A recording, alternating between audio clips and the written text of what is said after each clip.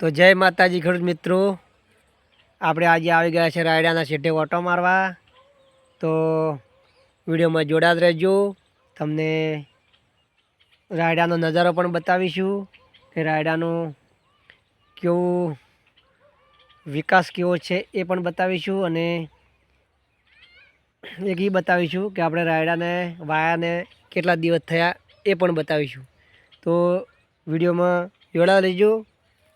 તો ચાલો, તો આપણે તમને બતાવીશું રાયડાનું લોકેશન કેવું છે એ પણ બતાવી દઉં। તો આવી ગયા આપણે રાયડાના છેટે। તો જોઈ લો ખેડૂત મિત્રો, આ છે આપણે રાયડાનું લોકેશન। કારણ કે તમને પૂરેપૂરું ચોખ્ખું આજે દેખાય નહીં। આજે આપણે હવામાનમાં થોડોક પલટો આવ્યો છે, વાદળાવાળું હવામાન છે। તો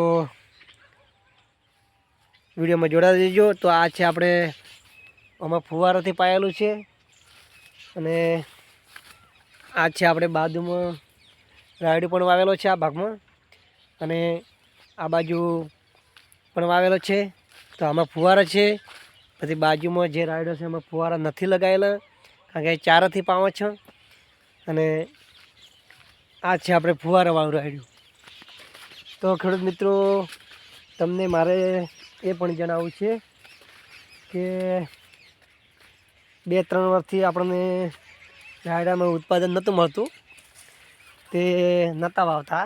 2-3 વર્ષથી બંધ કરી દીધું, કારણ કે બટાકા એવડા થોડા વધારે વાવતા અને બટાકા વાવતા। એટલે આ વખતે આપણે બટાકા થોડા ઓછા વાવ્યા છે, અને 3 વર્ષથી આપણે ફરીથી રાયડું વાવવાનું ચાલુ કર્યું છે। તો તમને વિડીયોમાં આપણે બોલ્યા હતા કે કેટલો સમય થયો છે રાયડાને વાયાને એ પણ બતાવીશું। તો આપણે રાયડાને આજે દિવસ થયા છે વાયાને, કારણ કે 10માની 23 તારીખે આપણે વાવ્યું હતું। તો આજે 12માની 6 તારીખ છે, એટલે લગભગ આપણે રાયડાને 13 દિવસ થાય, 1 મહિનો ને 13 દિવસ। તો આ રીતનું છે આપણે રાયડું।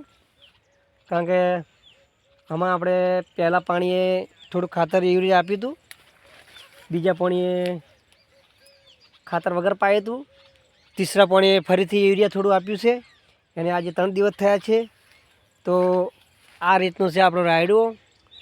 કારણ કે ઘણા ખેડૂતોને એવું લાગશે કે ચમ આટલું પાહન રાયડું છે, પણ ખેડૂત મિત્રો, અમારે તો મગફળીની સિઝન ચોમાસું હોય છે, એટલે 3 મહિના કારણ કે મગફળી ઊભી રહે, એટલે આપણે રાયડો થોડોક લેટ આવે છે।